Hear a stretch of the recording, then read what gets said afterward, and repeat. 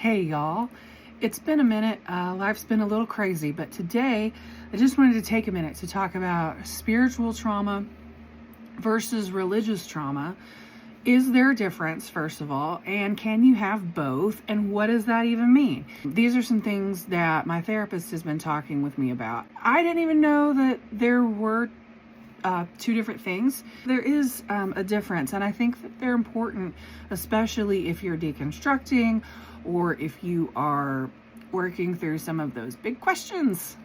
So religious trauma refers to the harm that comes about within religious systems. So it can stem from teachings, doctrines, the suppression of identity, manipulation and control, things like that. Places that have systems of shame, exclusion, fear, like, did you grow up in a love your neighbor church or a fear the world church? Kind of like that. If you grew up in a fear the world church, you might have some religious trauma. So religious trauma is more chronic. It's more systemic. It's over a long period of time. It's not one singular event that causes it.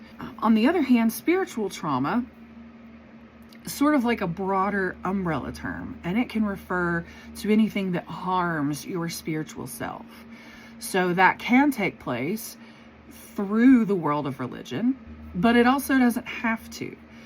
Do I think of certain events and certain people who have caused pain and trauma? Sure, of course. I mean, I think every queer person who grew up in the church probably has a story like that. I know a lot of us who have been kind of experiments, lots of times with people within the church, sometimes people in leadership positions. It can refer to betrayal or manipulation in the name of spirituality. It can come from losing your sense of belonging or purpose. It can come from losing faith in a higher power. Say someone loses someone very close to them, a partner, and out of the blue, and they don't know why, and they lose faith. That could be considered spiritual trauma. Something like a crisis of faith, a big singular event that somehow has a direct effect on your spiritual self. So can you have both? Yeah, and a lot of people do. So for example, you might have religious trauma from years of spiritual gaslighting. And you might have spiritual trauma because of what that did to your sense of self and your belonging and your sense of self-worth. So a lot of times these two things are intertwined, and it can be hard to separate them. I think it's important because separating the two helps you figure out what parts of your pain came from people or religious systems, and what parts of your pain came from a fracture in your personal spiritual connection or safety. So I asked ChatGPT for a working metaphor. Don't come at me about ChatGPT, y'all, okay? I have existential reservations about this technology. Think of religious trauma as the structure that was unsafe, the walls that boxed you in, the leaders who hurt you, and the shame that was taught. And think of spiritual trauma as the interior damage, like the collapse of your inner sanctuary, the quiet place you used to go that no longer feels safe or reachable. Man. So yeah, if you do work with internal family systems, if you do IFS work, I think separating those two is important so that you can talk to those specific parts and just kind of be like, hey, come let me hug you for a minute. What's up with you? Tell me what's going on, And if I could, just a little personal anecdote. One of the most common questions I get in response to videos like this, and whenever I talk about religious trauma, it most often comes from someone in my youth group, like high school and younger. Oh, here's the question. Listen, hey Mandy, we had a similar upbringing. We had a similar experience in youth group, and we obviously have two very different takeaways.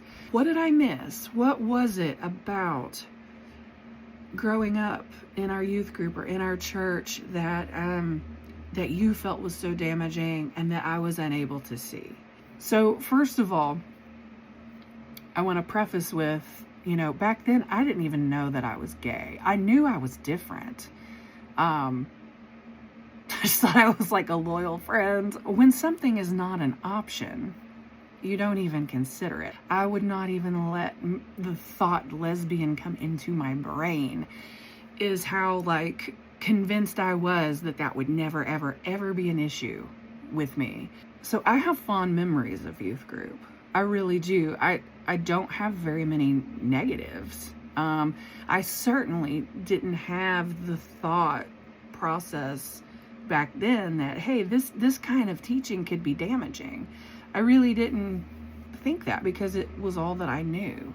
But as an adult, and as I'm unpacking this religious trauma, I'm realizing that some of the things that are just woven in naturally to our church doctrine, even though they didn't preach on homosexuality every Sunday, we all knew it was wrong though. It's just like, it's a don't ask, don't tell policy. You know what I mean?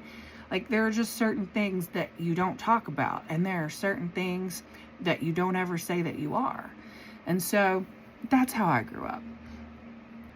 So if you made it this far, I'm curious to know if you have religious trauma, spiritual trauma. Do you have both? And what does that mean for you? What does that mean? What are the events or the long-term systemic processes that brought you to this place, do you think? I'm curious to know your thoughts. Thanks for listening to me ramble as always, you guys. I love you. I'll talk to you soon.